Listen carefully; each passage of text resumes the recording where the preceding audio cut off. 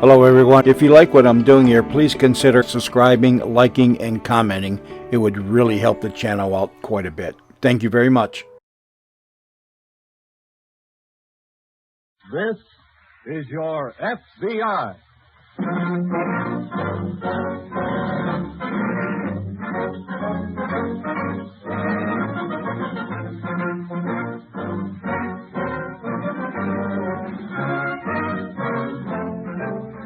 This is your FBI, an official broadcast of the Federal Bureau of Investigation, presented as a public service by the Equitable Life Assurance Society of the United States.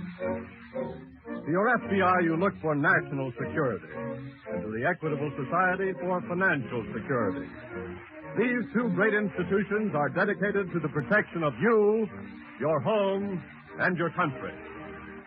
During the course of tonight's opening broadcast, you will hear from Mr. Thomas I. Parkinson, President of the Equitable Life Assurance Society of the United States, and Mr. J. Edgar Hoover, Director of the Federal Bureau of Investigation.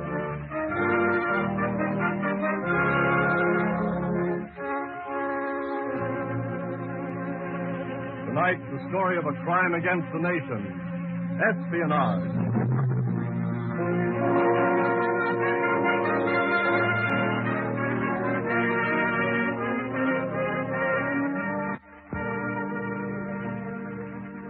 Spying is just like any other business. A spy gets paid so much a week to do so much work. And in most cases, that salary is small because most spies gather only small bits of information. But when these bits are pieced together in Berlin or Tokyo, the result is a stolen invention or a sunken concept. That's why spies are ordinary people working in ordinary places. Places like a waterfront where ships can be watched. Places like a factory where parts for new planes can be copied. Places like a bar where people talk, and talk too much. Oh, brother, you should have seen. Yeah? She was steaming right into that bay when, zoom, out from no place come a zero. Zero.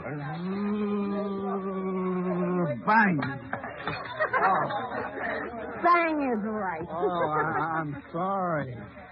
Did I get any on you? No, but it's all over you, Junior. Willie. Gee, I'm sorry. 1,000 apologies, fair lady. 1,000,000. Oh, look at that. Will you wipe it up, Willie, and get him another drink? Sure. Excuse me, young man. They're awfully cute, Junior, but you're getting a little messy. Poor battle wagon. She's sunk now. Sunk off Guam? Yeah, but they got a new one. The biggest, best. Well, it's a heck of a battle wagon. It must be, Junior. You're pretty.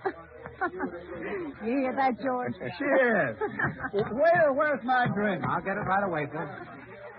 Where was I? You were talking about that battle wagon. Oh, yeah. Oh, let's see. Say, I'll tell you what. Friday morning, you walk up to the top of the street here, and you'll see the newest battle wagon and the best maybe in the world come steaming down the bank.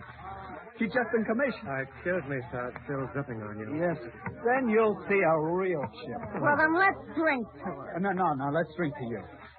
To the most beautiful girl. Oh. What's the matter, baby? I don't feel so good. Junior, now you've got I him done. think I'd better... Here you are, son. You go right back there. Thanks. Excuse me. Be right back. Poor Junior. Oh, it's a shame. What is, Willie? Those kids, they want to enjoy themselves, but they sit with people and drink too much. They talk too much. Talk too much. Say, do you think we I were... don't say you did anything. I just think it's a shame, that's all. Let's get out of here, George. I'm sick of this stuff. Okay. Here you are. Thank you. What about your friend? Tell him we'll wait for him outside.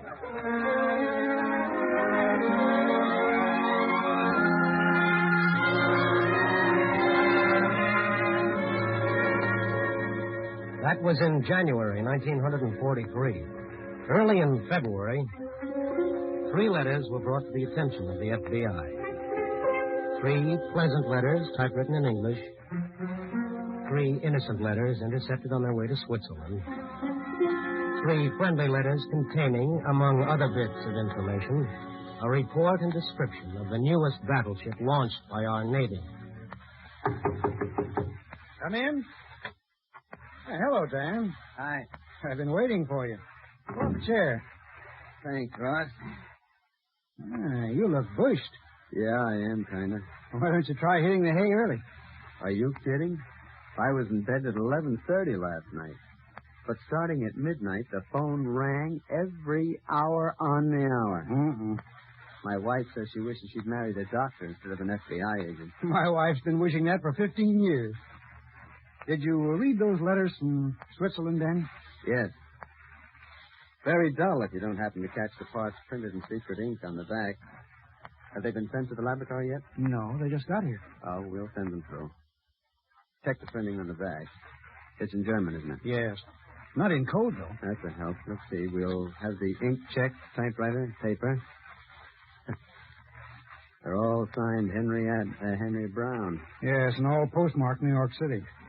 Well, there must be a slew of Henry Browns in a small town like New York.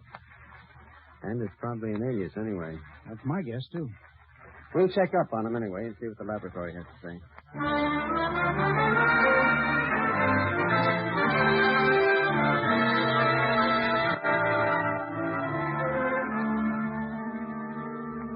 A spy doesn't usually know exactly how much information he'll be able to pick up or exactly when or where he will get it.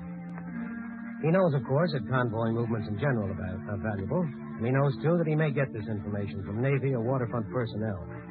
He knows he may be able to pick it up around the docks. But he's never sure just how much information will fall into his eager lap, just when, and from just whom. Sometimes it may come accidentally at an odd moment, such as during a practice air raid, a blackout, say, near the harbor in New York City. Lights out, all lights out. Mrs. Johnson, turn out that bathroom light.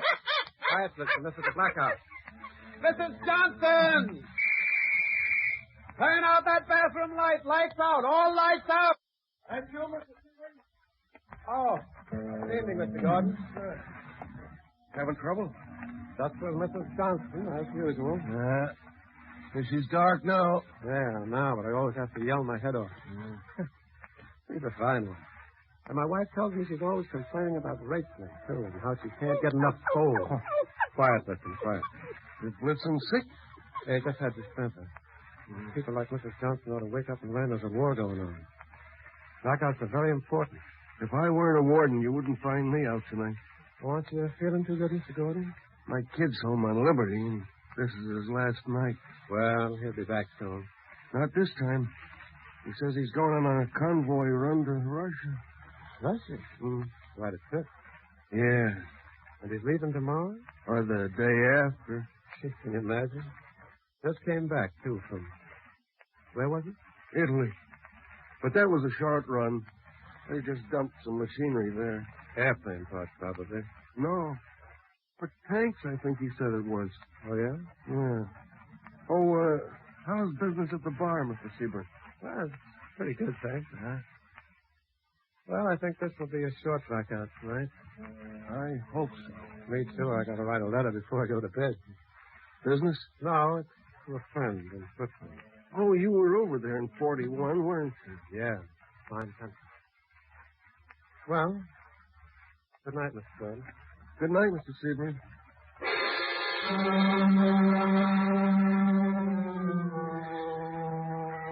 A spy, you see, can be a very ordinary man. He doesn't have to live in a penthouse and drive a low-slung car. He doesn't have to work with a bulging wallet and an exotic woman. He doesn't have to employ gunmen disguised as chauffeurs or secretaries or waiters. He can be a waiter himself. A waiter in with a sick dog. A waiter named Willie Seabrook. As a matter of fact, it's better for the enemy if he is, because ordinary men like Willie Seabrook are hard to track down.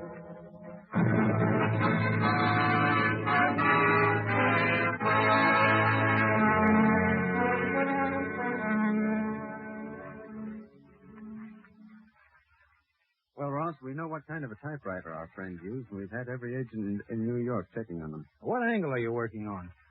We're taking the chance that a good percentage of the drivel he writes in English to his Swiss friend is the truth. Mm-hmm. So we've drawn up a list of what the man's like, and we're checking that. Want to see it? Yeah, Here you are. thanks. And speak and write both English and German fluently. You can get that, of course, just from the languages used in the letters. He's married, has a dog that had distemper recently, and lives near the New York harbor. That's just a guess. This is a good one. He probably poses as a great patriot, inasmuch as he is an air raid warden. He asked his friend in Switzerland to address him as Dear Willie in his letters. He came back from Europe in the spring of 1941. He was... Wait a minute. Get something? I don't know. I'm looking over this letter you just brought in. Listen to this. Mm-hmm. I would love to wander through Lisbon again, particularly at this time of the year. Lisbon, eh? Yes. He came back from Lisbon in the spring of 41, Ross. If he's writing the truth. Well, we've got to take a chance on that. What are you going to do? Check on everybody who came into this country from Lisbon in the spring of 41. We don't even know the name he came in under. No, but we know what his handwriting's like. And if he came in from Lisbon, he had baggage. And if he had baggage, he had to declare it in his real name. And if he declared it, he had to declare it in handwriting. Sure, but there must be hundreds of those baggage declarations. There are thousands of air raid wardens, and with dogs. Okay. Ever look for a needle in a haystack before? Yep, I have. But this time, we're going to find it.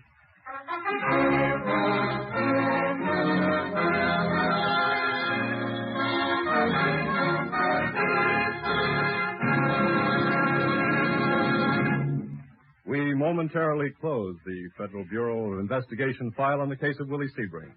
We will return to this case in just a moment. It is now my privilege to present the President of the Equitable Society of the United States, Mr. Thomas I. Parkinson. Good evening, ladies and gentlemen. You deserve a clear and forthright statement of the reason why the Equitable has undertaken the sponsorship of these radio broadcasts. For 86 years, this mutual society has shielded the financial welfare of millions of American families. And whenever there has been an opportunity for the Equitable to serve the public interest, we have gladly undertaken that privilege. We believe that no medium more vital than this official FBI broadcast could be used to bring the society closer to its members and those who may become members in the future. Our business, too, is the business of safeguarding the security of the American family. Whether it be through the provision of life insurance protection for your loved ones, or the protection of your homes and property, or the financing of industry to make more and better jobs, or the participation in war bond subscriptions and other war activities. In fact, in nearly every form of security other than the services rendered by your FBI, the Equitable considers itself your partner and your friend. Through the medium of these radio programs, we hope to let you know of the manifold ways in which the Equitable can serve and is serving you and your community. Our business is carrying on into the next generation the benefits of savings in this generation. Public service and human relationships. The preservation of homes for widows and children. The education of sons and daughters. The security and comfort of thousands of elderly men and women living in retirement.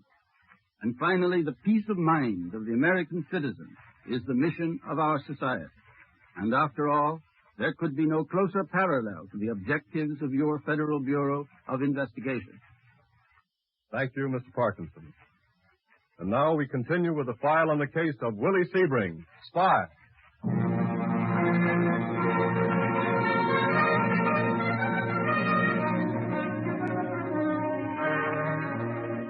Being a special agent of the FBI is a business, too, but a business unlike any other. An FBI agent, for example, must be a college graduate or have a degree in law or accounting. He must go to school all over again when he enters the Bureau. He must be intelligent, observant, and thorough. So thorough that the notion of examining hundreds and hundreds of baggage declarations will not faze him. Actually, special agents of the FBI discovered that from February 1st to May 5th, 1941, boats sailing from Lisbon brought 3,095 aliens and 1,786 citizens to the port of New York. Approximately 5,000 people. Approximately 5,000 baggage declarations to check. Approximately 5,000 samples of handwriting to check against the handwriting on the letters to Switzerland. To match, to examine, to scrutinize, to sweat over, pore over, work over. Wait a minute. I think we've got it. Here. Here, look. You see that M? See that German F? Get the slant of the print here. Here. I think we've got it. I think the laboratory will back us up that Mr. William Sebring is our boy.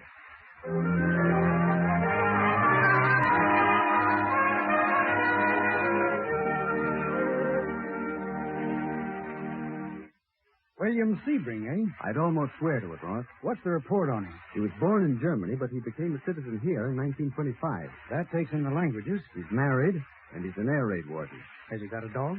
Well, the ASPCA has 3 dogs registered in his wife's name. I see. It follows all the way down the line, Ross.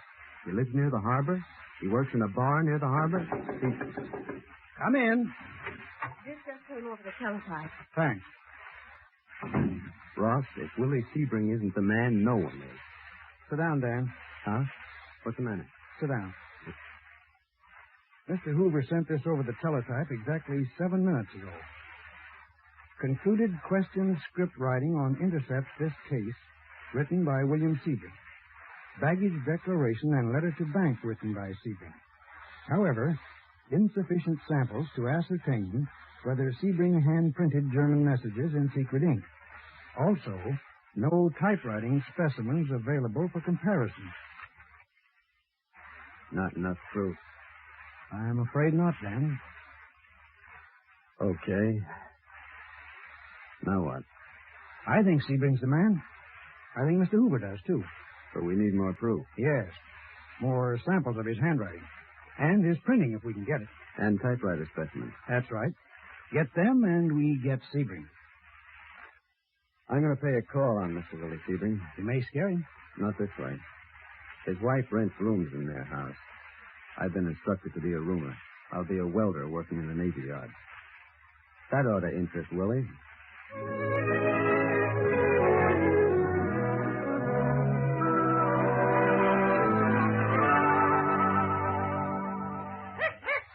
Quiet, Justin. Quiet.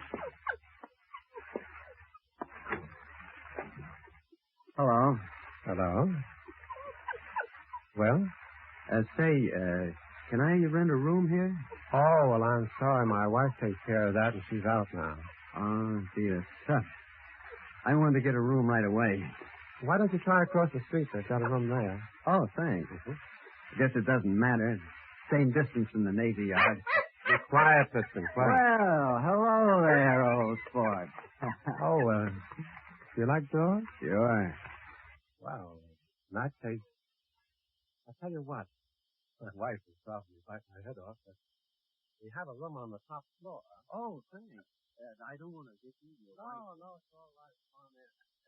Thanks, Mr. Sebring. Willie Sebring. Dan Braddock. Glad to meet you. Thanks. You know why I'm really giving you this room? No, why? The Navy Yard. I don't get you. Any man who works for the war effort, I do what I can for.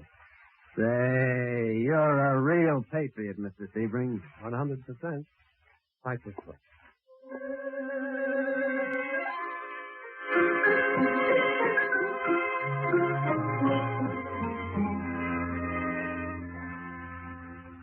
For $6 a week, the special agent, posing as Dan Braddock, welder, rented a room from Willie Sebring, spy. And at the end of the week, that room was worth exactly $6 and no more. The agent found that Sebring left the house each day at 3 p.m., went to the bar, came home for supper at 8:30, and went to the bar until midnight. He found that there were 2 roomers in the house beside himself. He found that Sebring spent most of his time in the attic, which had a view of the harbor. Beyond that, he found nothing. And the letters to Switzerland had stopped. So on the afternoon of the 21st of May, Mr. Willie Sebring's hand was forced. No, Blitzen, no. No, I said no. If you eat too much, you'll get sick again. Now be quiet. Excuse me, Mr. Sebring. Oh, hello, Mr. Braddock. Come on in. Thanks. Sit down. Thank you. Well, still on the night shift, huh? Yeah.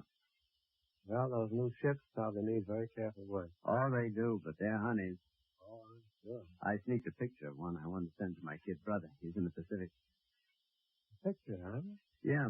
Say, Mr. Sebring, I wonder, could you do me a favor? Well, I'd be only too glad to, sure. I want to send this package to the kid, but I can't address it. See, I burnt my hand last night. Oh, Ma, that's a shame. Oh, it's not too bad. It doesn't bother me, except I can't hold a pen in it. That's tough.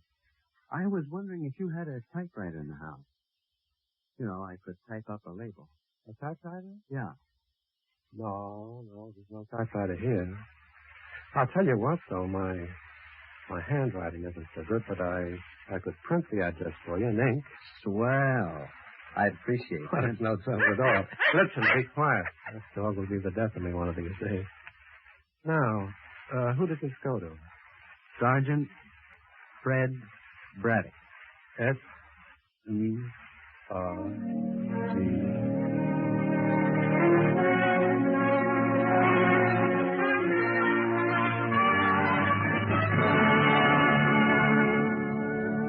Once again, a handwriting specimen comes to the FBI laboratory. In all, 5,376 specimens were checked in this one case. But this is the last. This is it. This is proof, neatly signed by Willie Sebring himself. Only one thing more remains.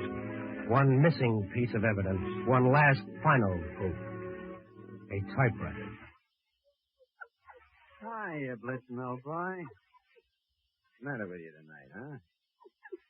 Lonely for your master? Well, he'll be back later. But in the meantime, you'll have a little look around without him, huh? You'll see where it...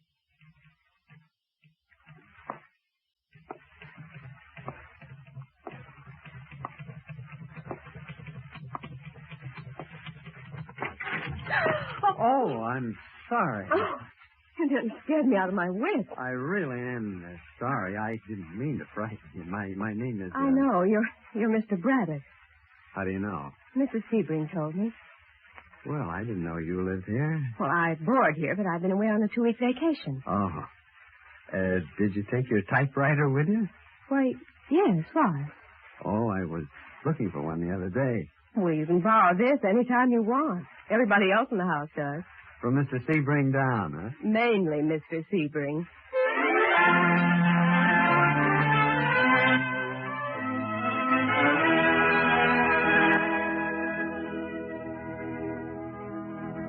At 2:30 p.m. on the 5th of May, Willie Sebring left his house, walked to the corner, and waited for a bus. He never caught that bus because 2 special agents of the FBI came up, identified themselves, and asked him to go with them to their New York office to answer some questions. Willie Sebring smiled. He was a patriot, so he went willingly. At 3:15 that afternoon, he sat in conference room C on the 6th floor of the FBI office in New York. Mr. Sebring, I want to tell you frankly that you don't have to answer any questions if you don't want to. Oh, I consider it my duty as a citizen to answer questions. Don't you, Mr. Braddock? We all do. But you understand, Mr. Sebring, that anything you say can be used against you later on. Against me? Sure, of course I understand that, but if there's anything I've done, it certainly was done innocently. Okay. Mr. Sebring, were you in Lisbon in the spring of 1941? Why, yes, as a tourist. Where were you born? In Europe? Germany? Yes, but now I'm a citizen of the United States, of course. And I'm an air raid warden. I know that. Mr. Sebring, look at this baggage declaration. Did you write it? Yes, when I came back from Lisbon. Okay. Look at this package. Did you address it? Well, yes, Mr. Braddock said it was for his brother. But I guess... Mr. Sebring, look at this letter, please.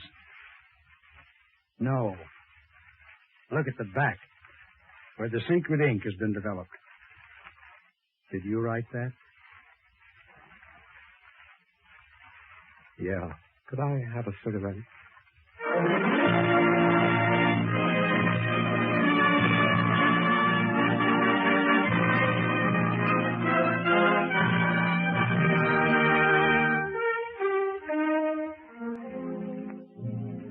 Spying is just like any other business. Its market is the enemy. Its merchandise is talk, gossip, conversation in a bar, on a street, on a train. In times like this, in wartime, the FBI is more alert, more watchful than ever. It has a tremendous job before it. In this country, espionage is under control. But remember, talk is the merchandise, spying, and its market is the enemy. What you talk about in a public place may seem unimportant to you. But if it's anything connected with a war, you may be helping spies. You may be writing a letter to Tokyo or Berlin.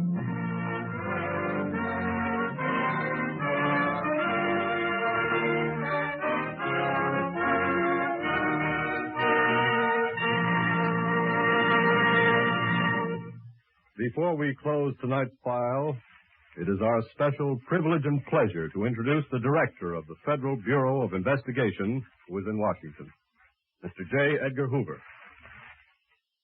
Good evening, ladies and gentlemen.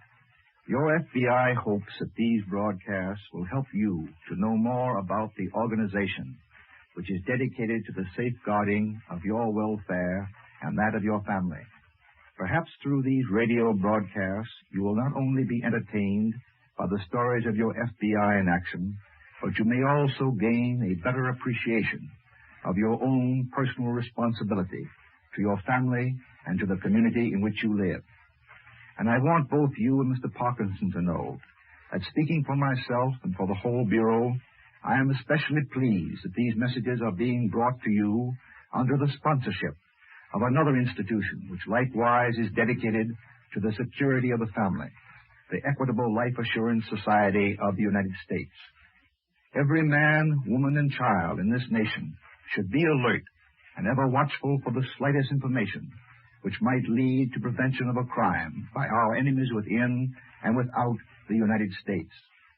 While our fighting men all over the world are tonight meeting the enemy on land, in the air, and on the sea, it is a duty of every one of us to protect them by guarding the homeland they have left in our trust. It is my sincere hope that these broadcasts will enable you to know more about how to cooperate with your local police officials and every branch of law enforcement in your community. I also hope that you will come to know your FBI as a group of men and women who seek no personal glory and who are part of a great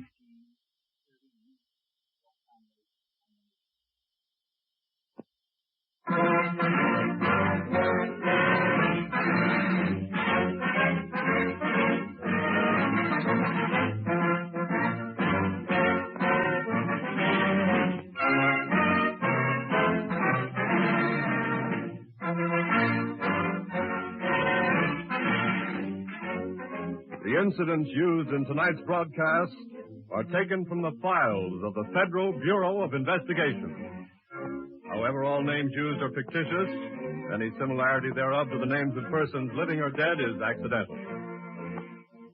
In tonight's cast, the part of Sebring was played by James Van Dyke, Dan by Carl Swenson, and Ross by Jeffrey Bryant. Others in the cast were Francis Cheney, Helen Lewis, Will Hare, Chuck Webster, Jack McBride, and Brad Barker. The music for tonight's performance was under the direction of Van Cleve.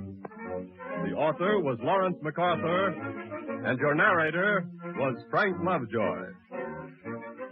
This Is Your FBI is a Jerry Devine production. This is Carl Frank speaking for the Equitable Life Assurance Society of the United States and inviting you to tune in again next week at this same time for This Is Your FBI.